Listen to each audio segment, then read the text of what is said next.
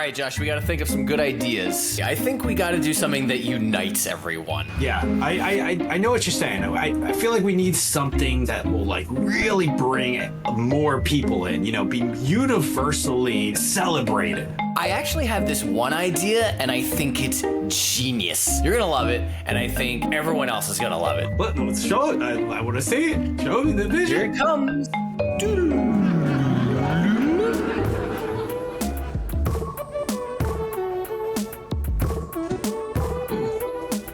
I put the data in that ass. The Third Party Show is genius. I mean, I can't see anything going wrong with this, actually. This is perfect. Okay, well, let's do it. We're going to do it. To the first party, nah. Second party, nah. Third party, yeah. Let's go. It's the third party show. It's the third party show. It's the third party show. Hey, hey, hey, hey. Third party show. It's the third party show. It's the third party show. Come on, let's go.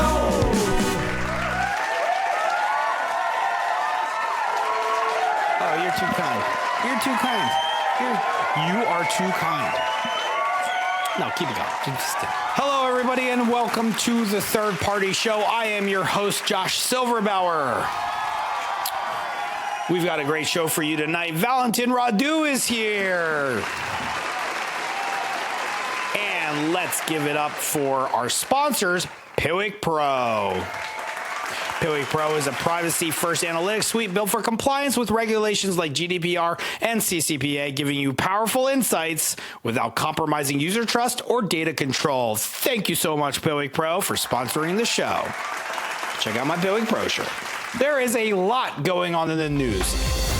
Anthropic is paying authors $1.5 billion after using their books to train AI without permission, which is the most expensive book club membership in history.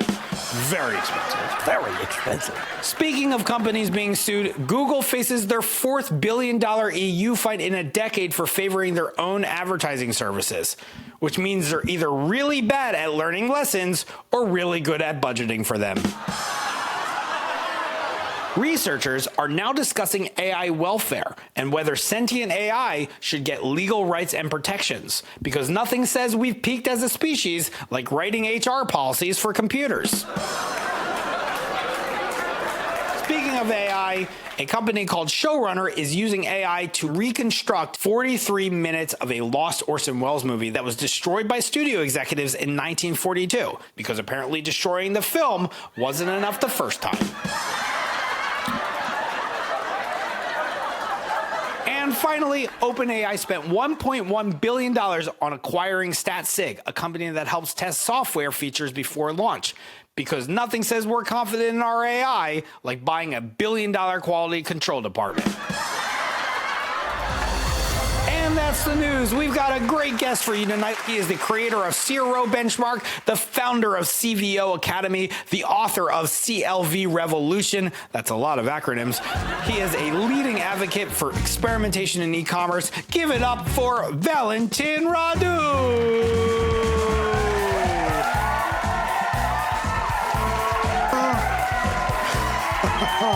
Hi, Josh. Valentin, welcome to the Third Party Show. I am very excited to have you on. We have had great conversations in the past that got very philosophical, so I'm excited to see what we come up with today. So you're an expert in e-commerce conversion rate optimization, and I know you approach it a little bit differently, right? You approach it kind of at every single step, not just the website step, right? So talk a little bit about where e-commerce is today, because it's rapidly changing, right? With everything that's out there, with AI and how people are approaching it. But I want to hear your thoughts on where e-commerce is today and maybe where it's going tomorrow. Yeah, so I think e-commerce today is not in a great space because we've got the golden age through the pandemic, and now it's like a teenager becoming an adult and realizing that he needs to pay his bills and so on. All these bills are overdue. because if you think about it, e-commerce was an investment by many companies coming from the brick and mortar towards investing heavily into the e-commerce.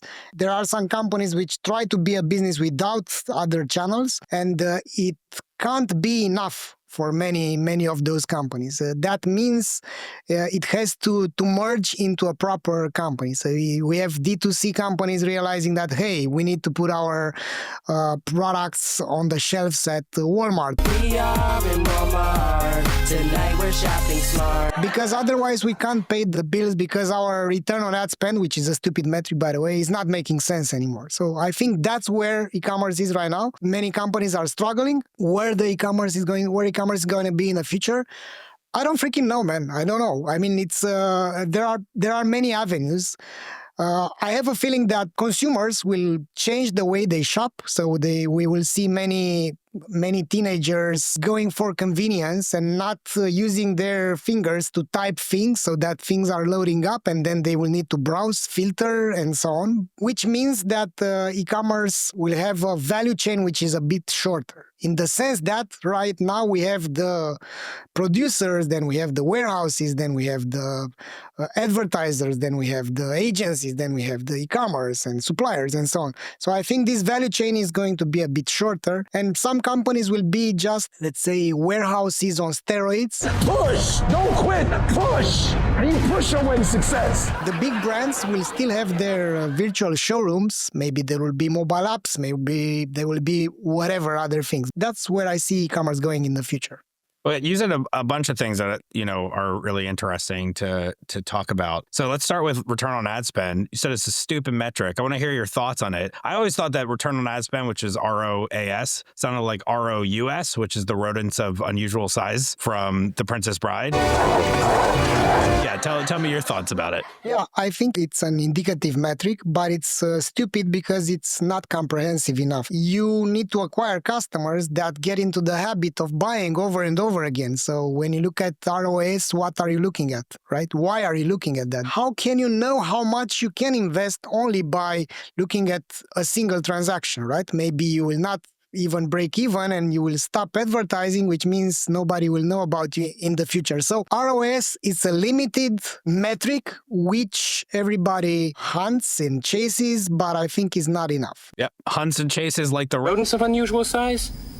I don't think they exist. How do you think, we're on the verge of obviously like a lot of changes with how AI will affect shopping in general? Are people going to be using chat to shop, more, and how is that going to affect the e-commerce process? I think the behavior is going to go towards super apps.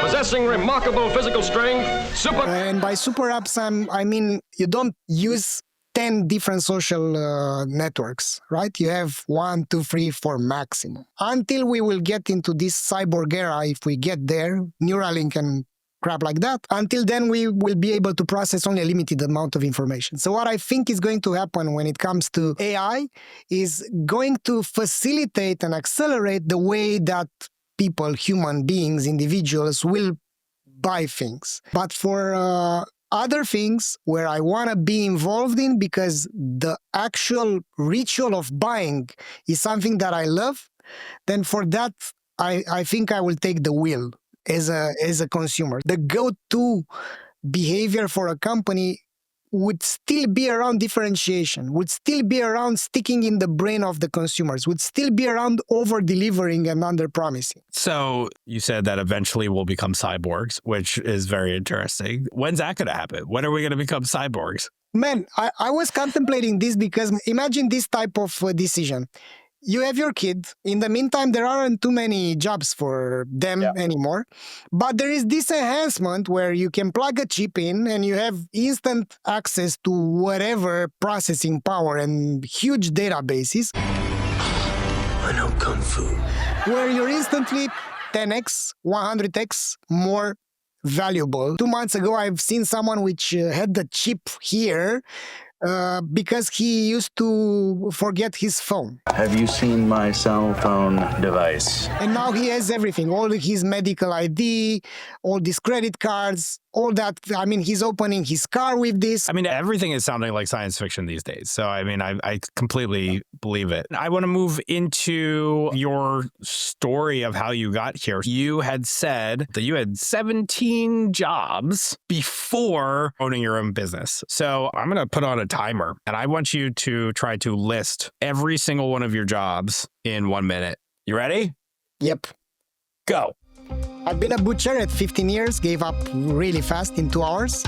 Then I sold books on the street. Then I've made interviews, research on the street. Then I sold life insurance via phone, yellow pages, stuff like that. Then I've been an optician. I've made glasses. Then a sales rep at that optical.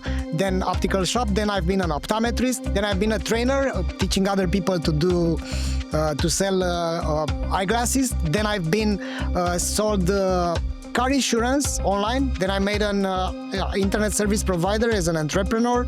Then I've been volunteering and working like half a year doing design, web design. Then I've been doing copywriting and creative work. Then I've been doing another company, building my own agency, web development agency. Then what the heck have I done then? I have 3 more things. Oh, I've been a DJ. I haven't said that. I've been a DJ before, radio DJ, and I have 2 more things to pinpoint. You got 15 out of 17. 14, actually. Wow. And what a life. Is that all just the entrepreneurial spirit right there of just like trying new things and creating new things because you have this fuel for creation? Man, initially I was experimenting out of hunger, to be honest. I was very poor and I had to escape misery. And then I realized how cool life can be. I mean, you live a limited amount of years, right? That's it. I mean, until anti-aging or whatever is going to show up. I am 71 years old.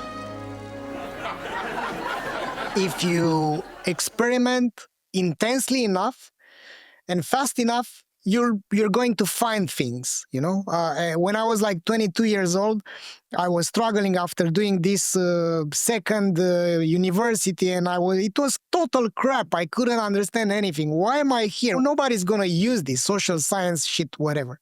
Obsolete things from the 80s or so. And I stumbled upon a math teacher, and he told me, play with life, and don't have this burden that, hey, my former colleague is now a doctor and he's so proficient when he's whatever. And that freed me up and allowed me to experiment without feeling the burden that, hey, I have to over-deliver.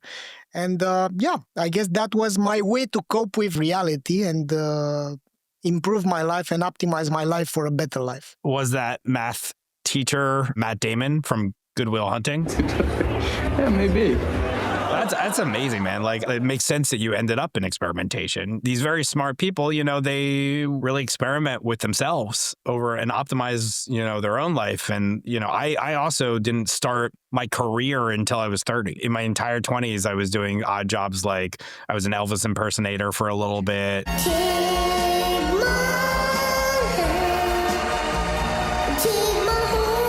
I tried to sell electricity insurance. 1.21 gigawatts. I did random things, birthday grams, any kind of gig that I could find that was weird. And I think it's just this spirit of trying because you want to continue to find what works for yourself. This approach is the healthiest. When I remember how big of a burden was on my shoulders to deliver, I have to do something with my life. Who am I? What I'm going to do and whatever. And then I realized that, hey, instead of feeling the burden that I can't do a specific thing and feel fulfilled, it's liberating to see that I can choose. I mean, I'm the captain of my life, right? Yeah. Go get him, Captain! Awesome, man. Well, let's move into the games portion and music portion of our show. This game is called Optimize Josh's Life. Optimize Josh's life.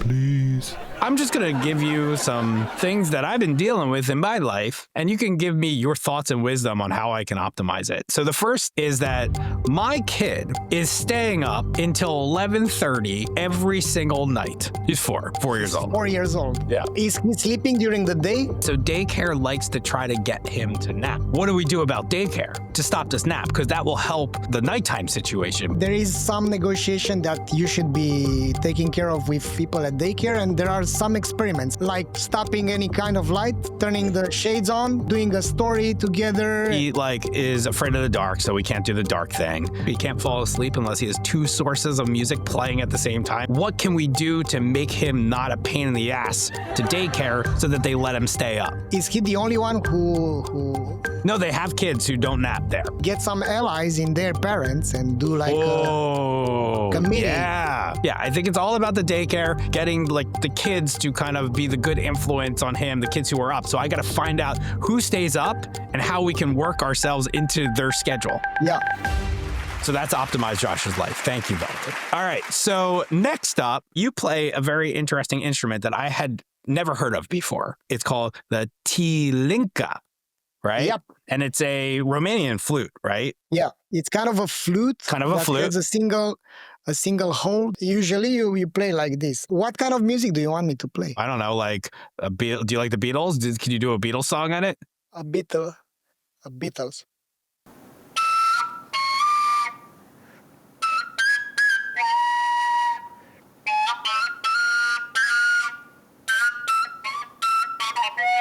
Nice, I hear it.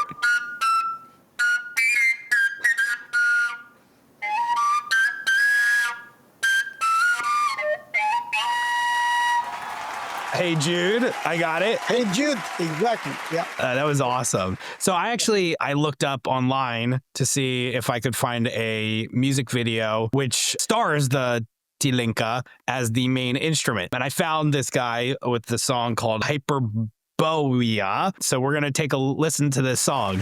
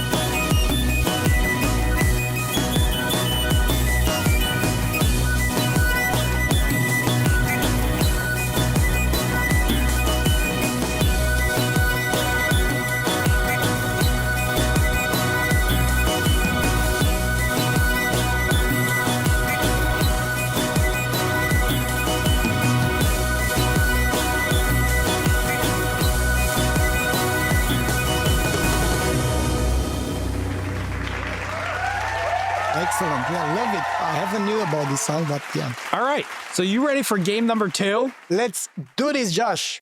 This game is called, and that's, oh my gosh, I don't even remember what I called it. It's like, it's the B2B game. It's the B2B game. That's what it taught me about B2B sales. And this is what it taught me about the B2B sales. That's what it's called. And basically in this game, I'm going to give you a prompt, like an activity, and you're going to have to really quickly relate it to B2B sales, like they do on LinkedIn. You know, they take these stupid things like... I got married, and here's what I've learned about B2B sales, right? Oh, yeah, yesterday I took a shower and there was no soap, and that's taught me this about B2B sales. Your activity today is frying an egg. I'm going to give you 30 seconds to relate that to B2B sales, and go. When you are frying an egg, you need to respect the priorities, right? So you can't put the egg and then the oil and then to turn on the fire. Then, like in B2B sales, you need to prepare in advance. So you need to understand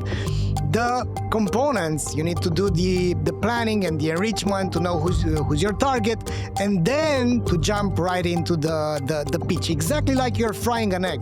And at the right time, when the fire is there, when the oil is boiling, you put in the egg, just like you are pitching to the right prospect, to your ideal customer profile. Amazing. Excellent job. I love the, you got to make sure that you have the ingredients. Everything started. Then you hit them at the right time to the perfect fried egg. Thank you for playing that game with me.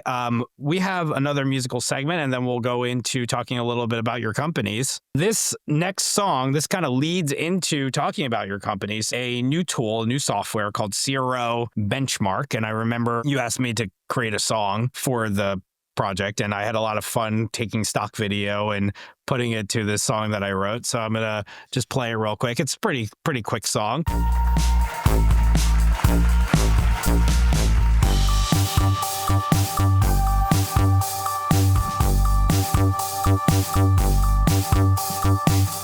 Take a look at your e-commerce store. Don't know what you're doing anymore. You need a CRO Benchmark. You need a CRO Benchmark. Your BDPs are missing stuff.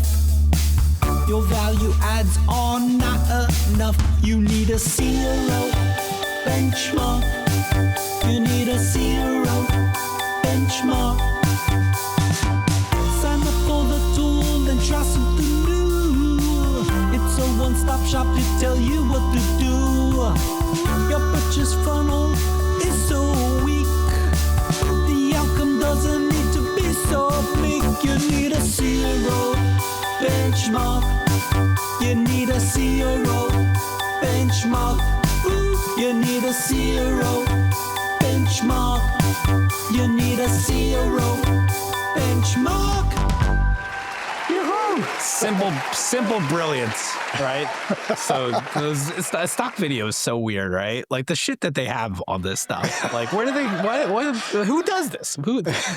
I mean, now with AI, you just create it. But like there was a time where people were just doing these things. It's like, oh, can I pay you like $100 to just have money in your eyeglasses and holding money on the side, and that'll be somebody will use that someday. Tell me a little bit about the tool CRO Benchmark. Yeah, so we were struggling to understand why so few companies in the e-commerce space are adopting experimentation. And we've got this idea, what if we do this fast audit on what matters on their e-commerce websites, and we do it with AI, so that is not going to cost us a ton of money, and it's pretty much instant, and it's showing them, hey, you have this problem, because nobody wants to fix a problem if they are not aware that they have this problem, and they keep on deprioritizing CRO because they need another TikTok campaign and stuff like that. The new version is here. I can show it to you if you want. Great. Yeah, absolutely. So you can see it now. So basically here we have a dashboard.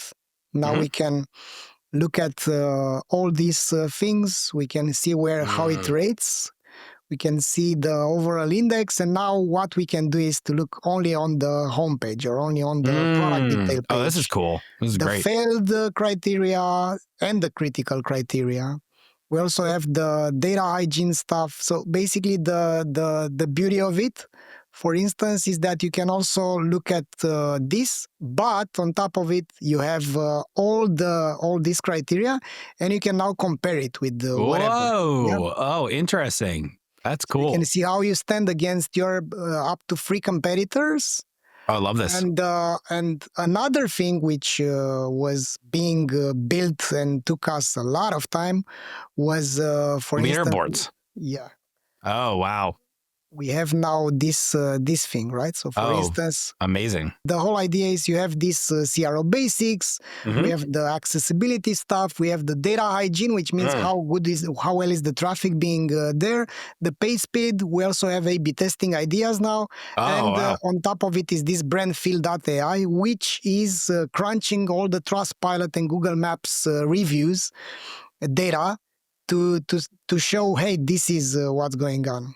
Amazing. Yeah, like what's the feedback from actual users, and the beauty is that you can super powerful. I had a client the other day basically just be like, can you tell me how we stack up against competitors, and like when people are shopping on their sites, how are they interacting, and is there anything out there that gives us a quick view of that, right? And so this is like a perfect example of like how you would quickly do that. Where can we find this? It's CRObenchmark.com. CRObenchmark.com. Okay. Yeah.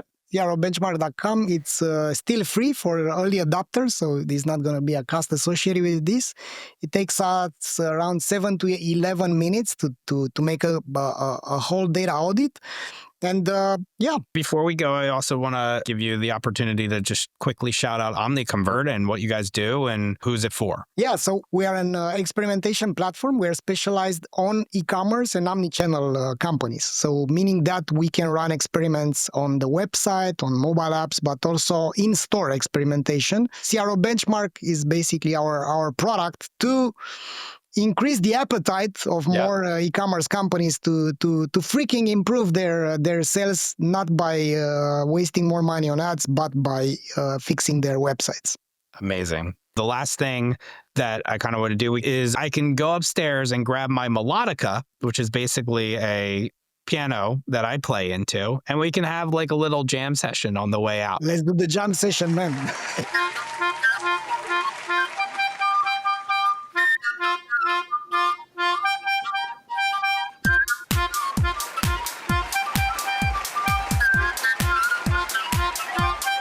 Great. I don't know. We'll figure it out. We'll splice it together, and I'll put some backing tracks on it. It's going to be amazing. It was hard to, honestly, it was hard to hear when I was also playing in my ear, but we'll figure it out. It'll sound great. Valentin, thank you so much for coming, man. And it's been a great time talking to you. Same here, man. All the best from Bucharest, my friend. All right, man. Appreciate it. Valentin rode in like a storm, so sharp. Yeah. Optimizing lives with his data art. Yep. Conversions, numbers, the human chart. Turn Josh's chaos into a work of smart. Of course. Tweak the code of life, cut through the noise, no strife.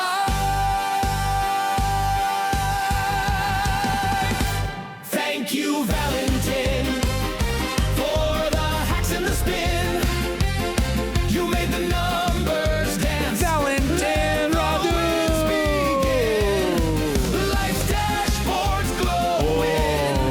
Thanks to your grin. Thank you, Valentin.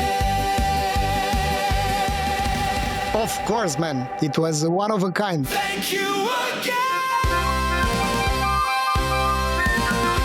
Excellent. Yeah. Excellent. Yeah. Excellent. Oh, yeah.